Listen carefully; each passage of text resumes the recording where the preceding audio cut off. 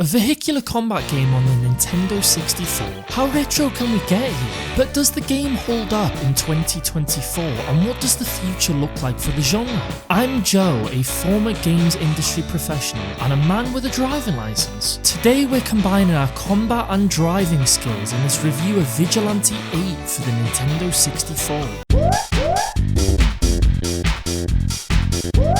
Vigilante 8 was originally released in 1998 for the PlayStation 1. An improved version was released in 1999 for the Nintendo 64. 1999 was arguably a year where a changing of the guard was happening. Sega released the Dreamcast to the West and it was a commercial failure, despite many in retrospect considering it as one of the greatest consoles of all time. This console released in the same generation as the PS2, the GameCube and the first Xbox console. Its failure led to Sega pulling out of the console wars, and nowadays people will only know Xbox, Nintendo and PlayStation as the console rulers. Vigilante 8 was also in a battle of its own to try and dethrone the vehicular combat giant, Twisted Metal. We'll get onto that battle later on. This game was developed by Luxoflux and published by Activision. According to a very old copy of Next Generation magazine,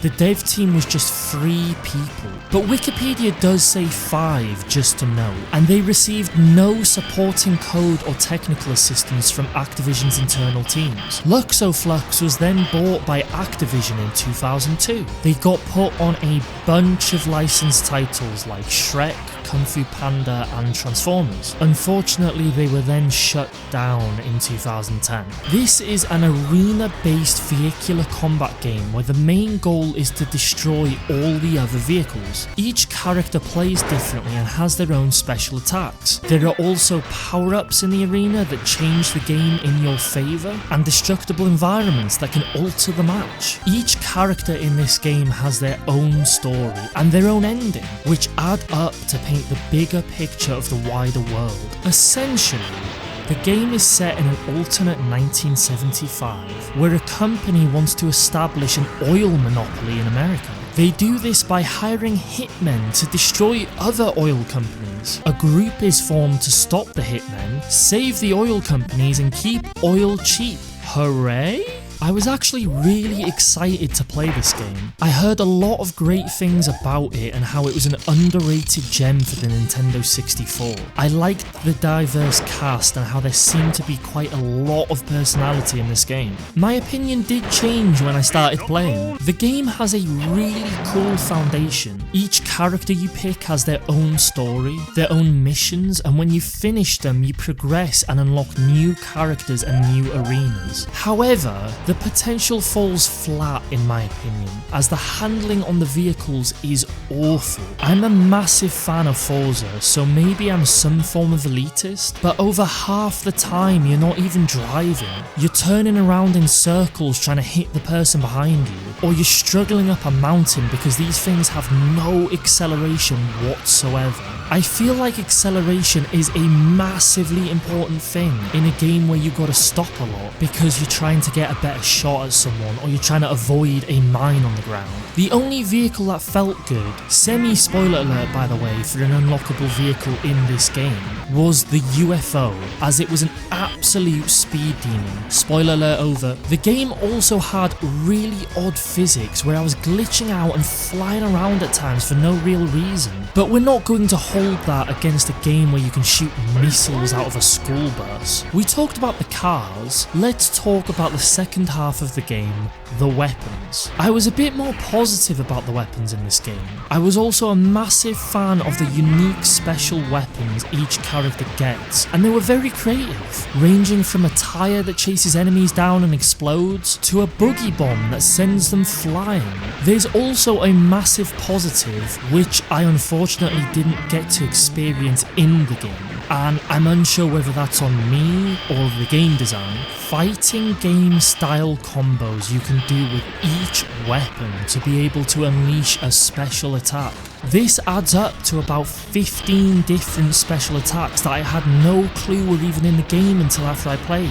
Now back to the not so good. Because of my inability to control these cars and get good speed, I could barely get weapons as they're scattered throughout the map in boxes. I felt the game was at its best when the weapons were in a natural place that you could drive through, because there were times where I felt like I was platforming or completing a puzzle when you're supposed to be destroying cars with machine guns. Some of these weapons came with visuals that flashbanged your screen, and while they were flashbanging your screen, the cooldown alert was spamming your ears with an obnoxious noise. Honestly, when you play a game like this, if you're anything like me, you're spamming that shooting button. With this game, you're rewarded with an earache for that instead of a calmer, please stop spamming that button. Even when I wasn't spamming the button and trying to match the cooldowns, I was still greeted with more.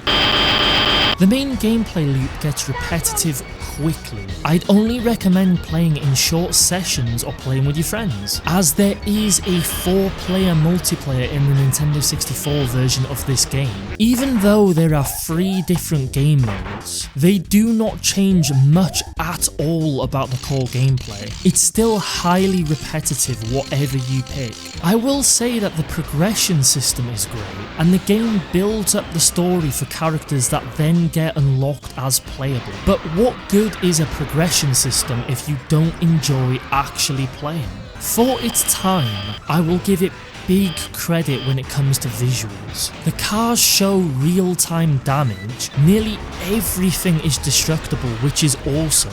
The levels are almost alive in some cases. There's even a first-person and third-person option that you can switch between, which is great. My only 2 issues were that cutscenes were just still images, and a thing I mentioned before in that the screen sometimes gets flashbanged. But overall, thumbs up for the visuals. Now the audio, a bit more mixed. The car noises are great, the music choices are in theme, and the explosions sound destructive, but the voiceover work is super hit and miss. Some sound really clear and good.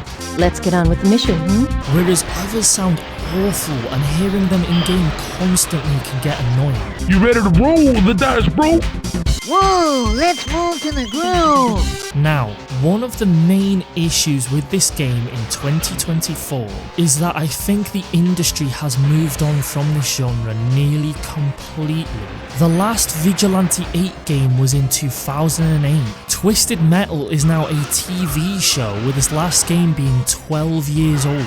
More recently, Wreckfest was a thing, however some would argue it's a different beast as there's racing and demolition derby rather than shooting each other with ray guns. I think a big issue for the genre might be that, at its core, it's super repetitive, and games that were mainly focused elsewhere with these destructive elements were a lot more successful. For example, Need for Speed is one of the most well-known racing franchises, and it includes smashing into other cars to destroy them in some of the games. Or if we're looking at a game like 2015's Mad Max, vehicular combat was really well done, but there was so much more to the game other than just that. You'd think that with the rise of battle royales and live service games, someone would have created a vehicular combat battle royale game. I mean, there's already a battle royale mode in Forza Horizon. You eliminate opponents by beating them in a race. Just change that out for damage and you've already got a really good foundation. But maybe the genre is just dead and more of a feature now rather than a full standalone thing. It could explain some of why I did not like Vigilante 8 despite it being well received at the time.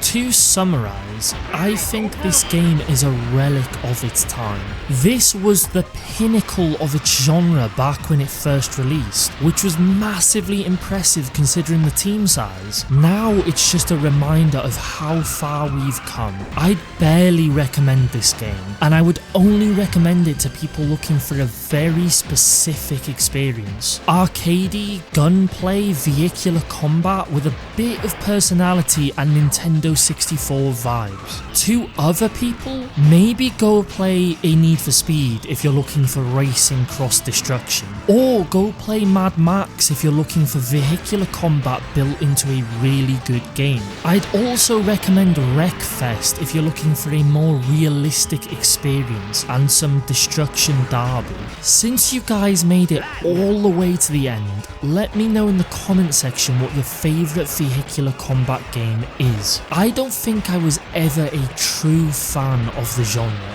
If you liked the video, make sure to subscribe for more. I did a Deadpool review last week, and I'll be doing another 90s review next week. Thanks for joining me on this journey through time. Have a great morning, afternoon, evening, wherever you are, whenever you are, and be sure to check back in next Friday. See you then.